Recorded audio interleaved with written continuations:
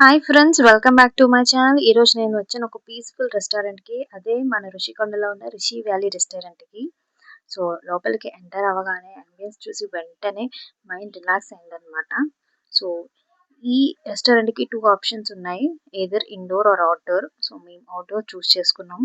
So ఆ dhaba style, ఆ dhaba vibe రావడానికి అనమాట. సో మీరు చూసినట్టయితే ఆ దాబాకి వెళ్ళడానికి వే చూసారా ఎలా ఉందో.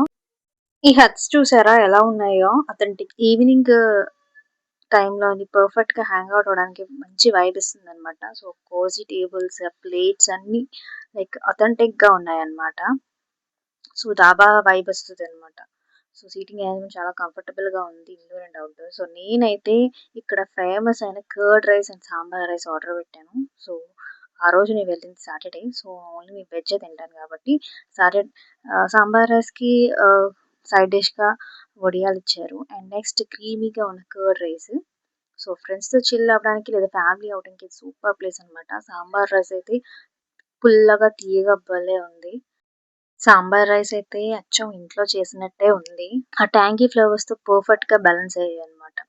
సో కర్డ్ రైస్ అయితే చిల్డ్గా క్రీమీగా కంఫర్ట్ ఫుడ్ ఫీలింగ్ ఇచ్చింది అనమాట. సైడ్ అయితే ఆ పిక్కల్, లెమన్ పిక్కల్ ఇచ్చారు. అదైతే టేస్ట్ ఇంకో లెవెల్.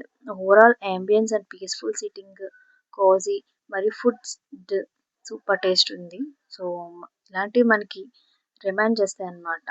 సమ్టైమ్స్ స్మాల్ డిషెస్ కూడా బిగ్ హ్యాపీనెస్ ఇస్తాయని. So to share and subscribe my channel. So వెళ్తున్నప్పుడు నేను బయట లోపల అంబియన్స్ కూడా కవర్ చేశాను. ఇది బయట ఎంట్రన్స్లో ఉన్న గౌతమ్ బుద్ధుడు